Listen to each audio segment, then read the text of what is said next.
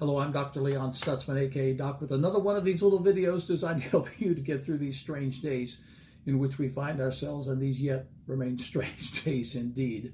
They really do. I'm talking this week about finding your prosperous place, spelling out the word prosper. We talked about occupy and occupation. Now let's talk about step by step. Why? Because the steps of a good man, the steps of a good woman, we know this from Psalms 37:23. The steps of a good man are ordered of the Lord, and he delights in his way. But does that include prosperity? Does God order your steps to prosper? Absolutely. Isaiah 48, verse 17. I love this verse of scripture. I am the Lord thy God that teacheth thee to profit, that leadeth thee in the way that thou shouldest go. God said he would teach you to profit.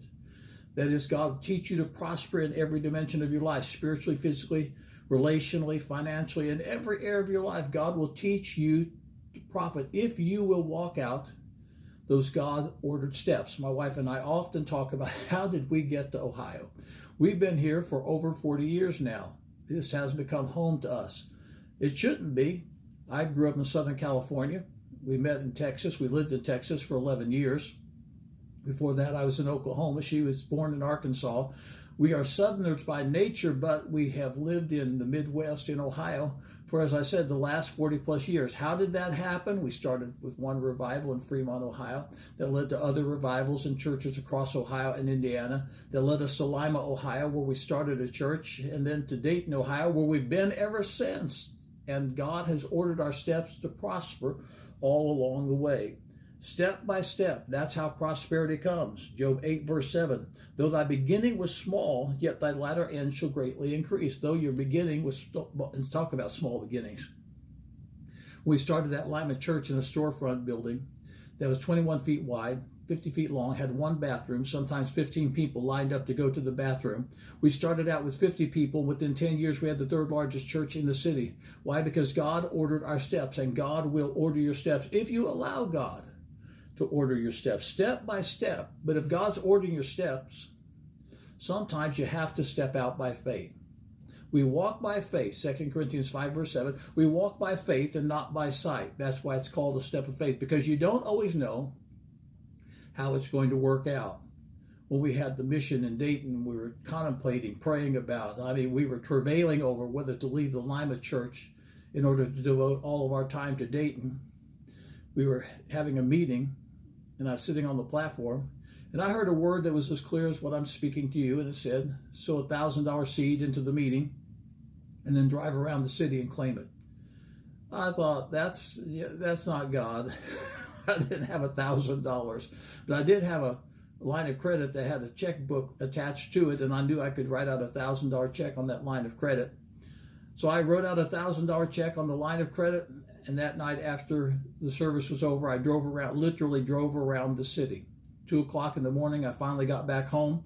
I'd like to tell you I had lightning bolts flashing off my fingers. I'd like to tell you I was hearing angelic voices, but no, I was cranky. I was tired, I was sleepy, and I was $1,000 broker. And I was not a happy camper. But that was a step of faith. We walk by faith and not by sight. The next day I received a phone call from a pastor who is well known in the city.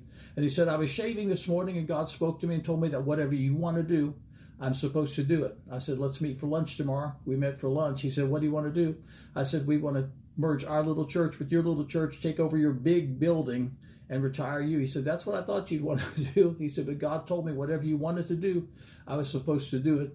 And the rest is history. We took our 50 people and their 80 people, should have had about 125 people, had 300 on the first Sunday, and the rest, as I said, it is history. God has blessed supernaturally over the last 30 plus years that we've been in Dayton. Why? Because the Lord led us to profit. The Lord led us in prosperous places, and God will lead you in prosperous places if you will allow him to, and you'll take your steps of faith and exercise. And I don't have time to really deal with this. You'll have to go to Facebook, Aspire Church TV, catch this message as I shared it in its entirety last Sunday at Aspire Church. Aspire Church TV, Facebook, you can always catch the messages there.